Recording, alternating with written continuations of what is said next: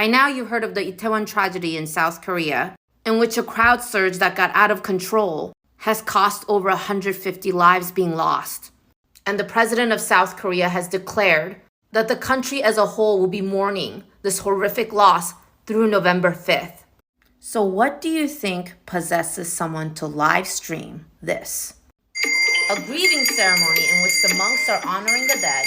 This girl decides to film this and put it on live, even though Korean people are telling her to turn it off, while she is incessantly chatting, as people are asking her to please shut the fuck up because it's disrespectful.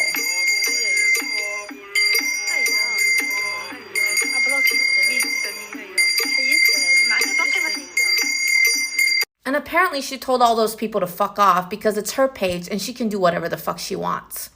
But here's the thing. If you make it your whole personality that you're a foreigner girl living in Korea, having bagged yourself a Korean boy toy, blissfully happy, and you don't give a fuck what the Korean people in Korea are going through because you're living your best life, it's not a good look. And you're going to be called out for being so fucking disrespectful.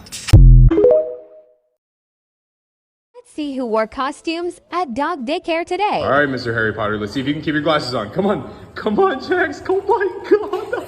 Hey, Al Capone, come get your cigar, dude. Come here, dude. Come here, dude. Yo, Murphy, bring me my package, dude. Come here, Murphy. I am actually scared. Sarah, come on. Sarah, come here. Sarah, come here. Come here, Wiggle Butt. Come here. Did anyone order a Shiba roll? Come here, dude. Come here. Hey, Zeke, come here. Come here, Zeke. Come here. Oh my. Taco, come here. Hey, learn how to walk, dude. Hey, Taco, come here. Come here, man. You're almost there. Taco, no pit stops. Now you can't see. Your hat's all on your eyes. Dude, what are you doing, Taco? Come on, bro. Come on, Taco. Oh my God. And now we have the two absolute best friends. Come on, guys. Artie. Guys, come here. Oh my God. So, who ordered a hot dog? Come on, Remy. Come on. Oh my God, no. Hey, Cleo, bring me my coffee. Come here. No, I'm over here. Cleo, no, my coffee. Cleo. Hey, Dumbo, come here, Dumbo. Come here, Dumbo. Come on.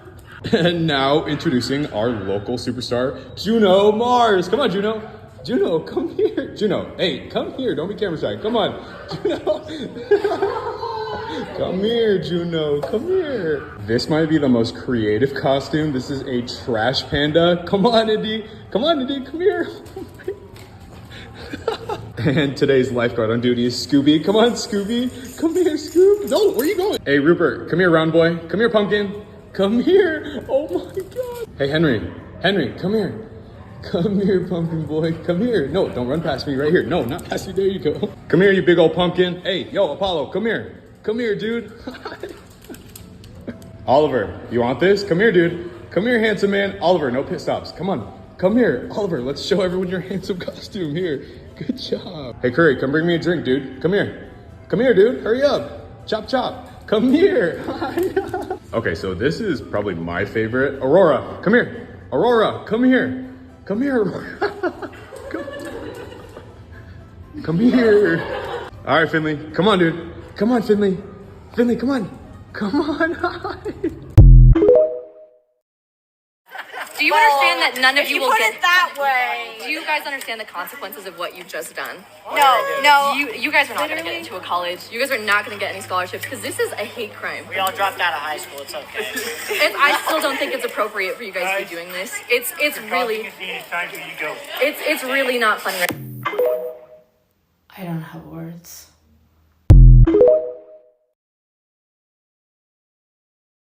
Hi, Tony. I see that you are only 15, so I'm gonna try my best to go easy on you. But if you think what these kids are doing is not racist, in their full-on black faces with the thumbs ups, 3 of them dressed up as inmates, herded by a girl in cop uniform, along with this one running his mouth that there is no consequences for their actions, in broad daylight walking around in a Walmart, which even the Utah governor has publicly acknowledged is offensive and totally unacceptable and is now being investigated by the local police because prancing around in the year 2022, alluding to Black people being criminals that need to be rounded up by cops, in a time where we have to write wall of names, the lives that have been lost due to police brutality. This one's actually in Seattle, where I live, and it's not a decoration, it's a reminder that this is the reality we live in now. And you're telling me you are part of the Black community and you find this hilarious? There's a disconnect that's happening. I'm gonna wonder if you're in a get out situation.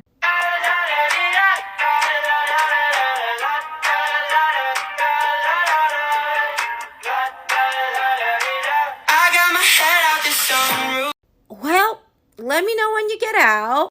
Give it another 10 years and let me know if y'all are still friends. Good person would see this picture and immediately rebuke it, especially if you're white. I'm expecting you to immediately say, no, this isn't right. But I find it very telling that a lot of you are in my comment sections trying to argue me down on whether or not this is a hate crime. These boys doused themselves in blackface, put on prisoner outfits, and then immediately went into public to perpetuate harmful stereotypes, gaslight Black people, instigate and intimidate Black people. This is a hate crime, and you're not going to change my mind.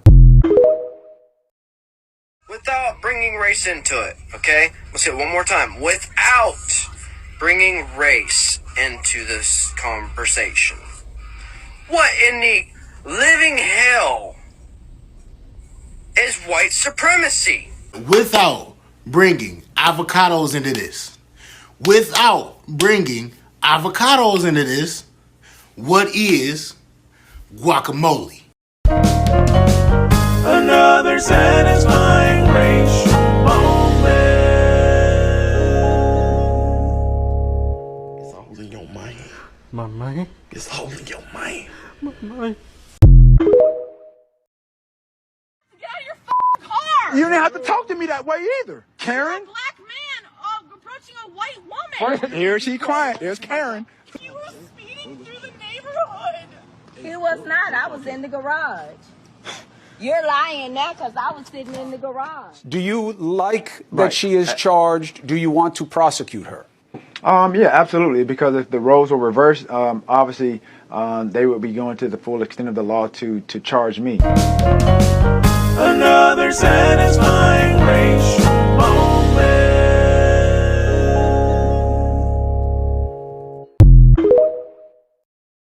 If I had a boyfriend, I would do this.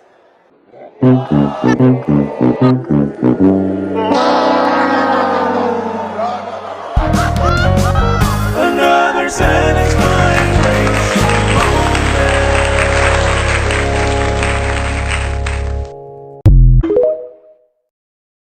Honor to meet you. Thank you so much. Thank you, leopard lady. Thank you. Can I get a picture really quickly? Just don't bite. Okay, I won't bite. Sorry, my friend's over here. Thank you. Happy Halloween. Just a question. Would you agree that there's nothing spookier than the fact that AIPAC endorsed 109 insurrectionist Republicans this year? And would you be willing to reject their endorsement? I'm pretty stressed about that. I don't know how in the year 2022 I have to explain the difference between race and nationality/ethnicity. Just kidding, I actually do know. It's because we are abundant in people who are confident in their lack of knowledge. Like Sir Evolutionated X, who asked, if they are taco emoji, how are they the ghost emoji? The fact that you allude to yourself as an evolved man with your username and refer to Mexican people with the taco emoji is exactly why we continue to have this proliferation of ignorance in our country when talking about race. Because y'all just love to jump in on these discussions about race without actually understanding what race is. Race is a social construct that has been determined by physical traits in identifying groups of people. And the most obvious physical trait that race pertains to is skin color. And the reason for that is we live in a society that's founded on white supremacy, in which whiteness has been established as the standard. And the standard is then heralded as superior, which is why we quite often have discussions about how white people benefit from this system. But you want to say, how can Mexican people be considered white? Because they can be literally more white. Because Mexican is nationality/ethnicity. Nationality referring to the origin of where someone is born, or ethnicity, origin of their parents or cultural roots. So I am Asian, but you wouldn't know right off the bat that I am Korean. My nationality and ethnicity are Korean because I was born in Korea and I have 2 Korean parents. And some people say, well, Asian people can be pretty white too. While this is true, my very Asianness will always negate that factor because the whiteness we're talking about is intertwined with colonialism and European descent. This doesn't pass for that kind of whiteness. However, the Bella twins can be perceived and move in society as white women, even though they are ethnically Italian and Mexican, because their physical traits align with Eurocentric looks.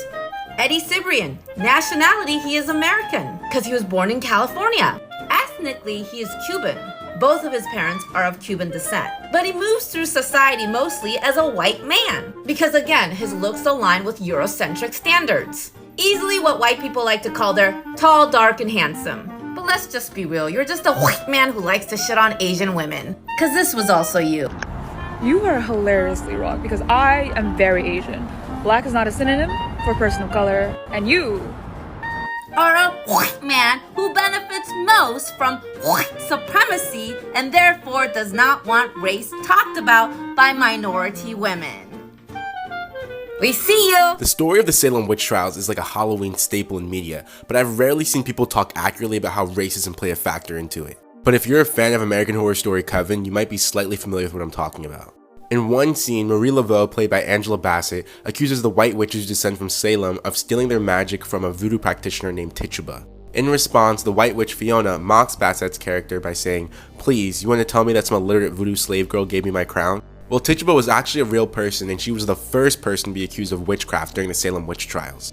And to be clear, she was neither black nor a voodoo practitioner as some stories depict her. She was actually an indigenous person from South America who was enslaved in Massachusetts. And when 2 white girls who were under her care came down with a mysterious illness, they blamed her for it, calling her a witch. Now, there were 2 women who were immediately accused of witchcraft right after Tituba, but because they were white, they could deny the allegations. Now here's where racism and the racial caste system comes in. Because of Tituba's status as a slave, her enslaver Samuel Parris could beat her into giving a false confession.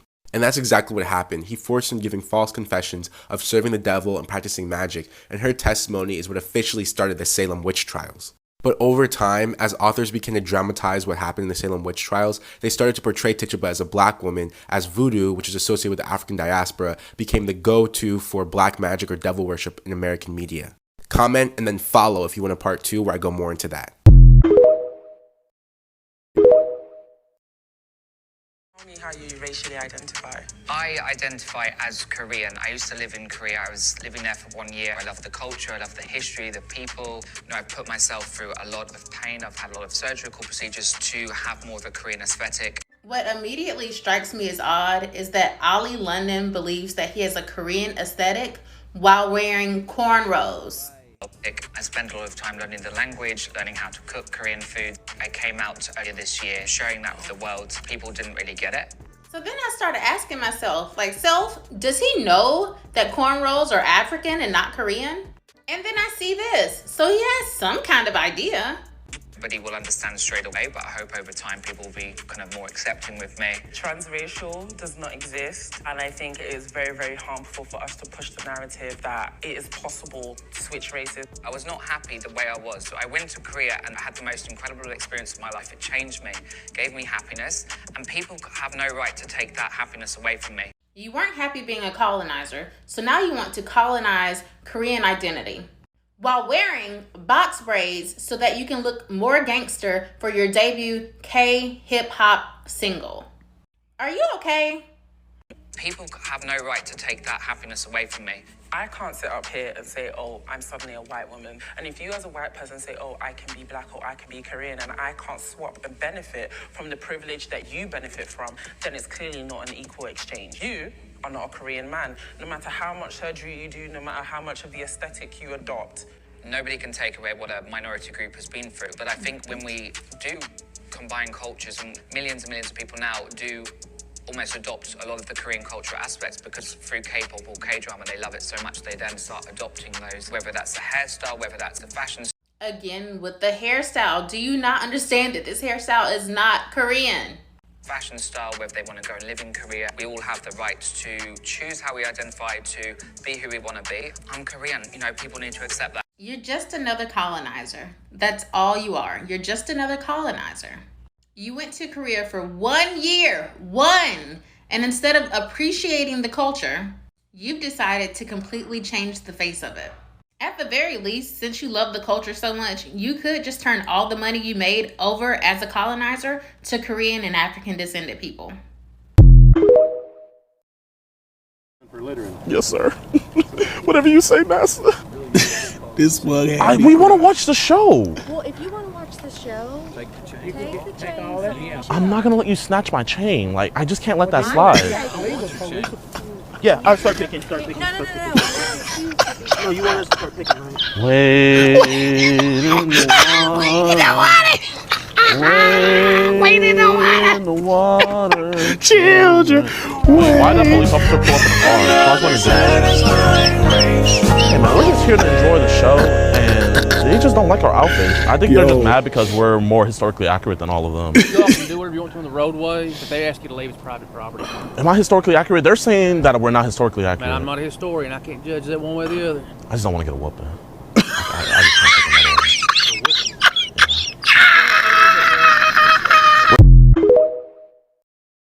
He's planning something. He's planning. Y'all don't get it. Y'all don't see the vision, but he's planning something. And what's this plan exactly? Now, why would a genius tell us the plan? Just think. Y'all don't know Ye like I know Ye. You don't even know you, okay? bro.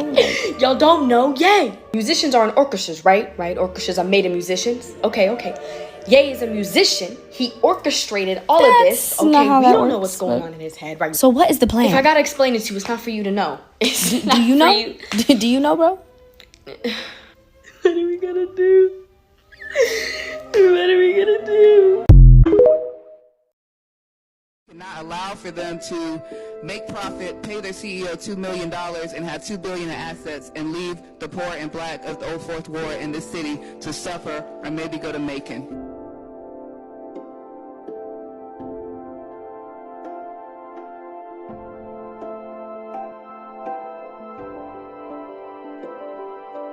After 2 years of the pandemic, now we're seeing a closure of a hospital. What kind of sense does that make? What kind of a society would allow for that situation to take place?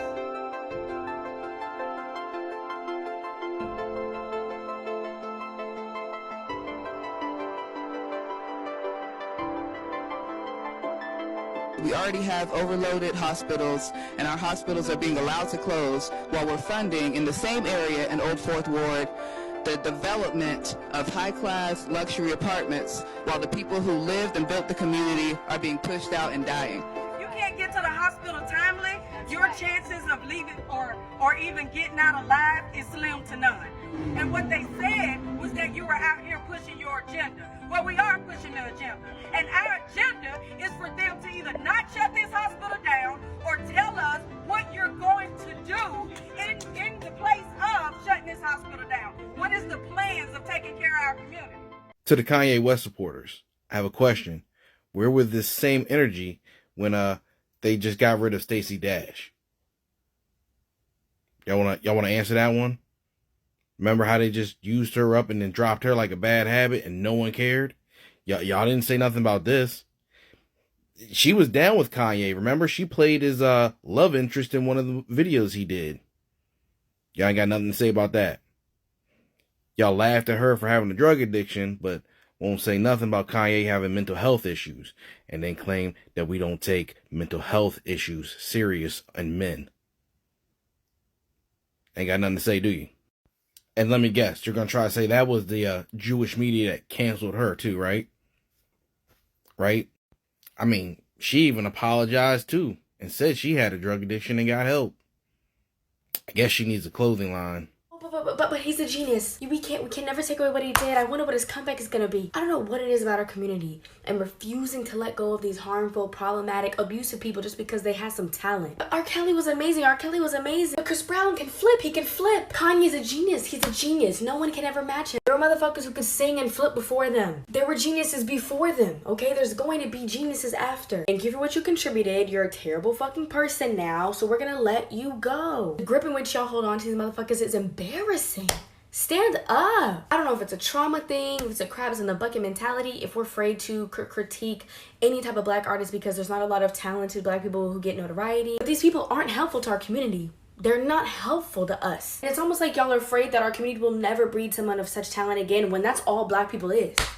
All we exude is talent and excellence. So why you give a fuck about the comeback of a harmful embarrassment when we can leave room for the current and future geniuses?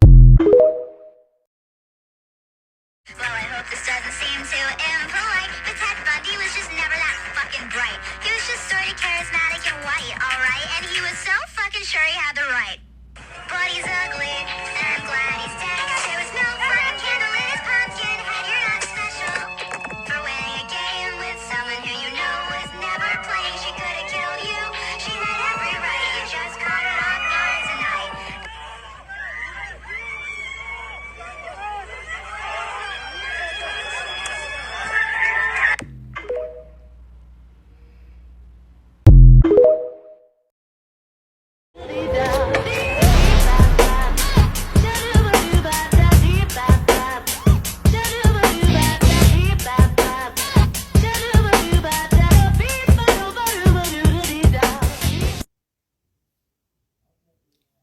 Christian Walker. In 2009, Taylor Swift won the Best Female Music Video at the MTV Music Awards. Kanye West stormed the stage, said she didn't deserve it, and ruined her moment. Now, 13 years later, Kanye West lost $1.5 billion in under 24 hours and ruined his legacy, burned it straight to the ground, while Taylor Swift is about to be the first artist in history to occupy the top 10 positions on the Billboard Top 100. It really goes to show you, focus on yourself, focus on your work, your vision, and don't let any haters distract you from what you're working towards. Kanye West, again, burned his legacy to the ground in under a week. Taylor has done nothing but work in quiet, focus on herself, build herself up, rebrand out of country, turn herself into a pop icon, and she's thriving now more than ever. But that wasn't all he said. Tom Brady and Gisele Bündchen are getting a divorce, and to be quite honest, I feel terrible for his kids. He's choosing balls, specifically a football, over his wife and children. Let's get into why I'm pissed off. Tom Brady's first child was born into a broken home, and his baby mama was a single mom when the child was born, while Tom was off doing interviews with Gisele. So from the jump, Tom wasn't exactly a family man. Nevertheless, he proceeded to marry Gisele. They had 2 children, and they agreed that he would retire from football at a certain age to give their children normalcy and to have more of a normal style family. 3 months into the retirement, he gives the family a big middle finger and says he's choosing football over the family, hence the divorce. Why did you enter into a marriage covenant, make promises, have all these children, devote yourself to your wife if you were just going to continuously choose football, running and tackling men, over your family, over these lives that you've created? It's unfair to them. And I'm sure there will be lots of men attempting to defend Tom Brady's indefensible behavior, but you prove my point. If men gave half of a damn about their wife and kids as they do running and throwing balls or pulling up to the bar with their homeboys to cheer for a sports team that's never even heard of you, our country and our families would be in a much different and better place. Children deserve to grow up in a home with both parents, not with a parent who runs off for their career or another person. All his new content is like this, and I find myself agreeing with it. What the fuck is happening?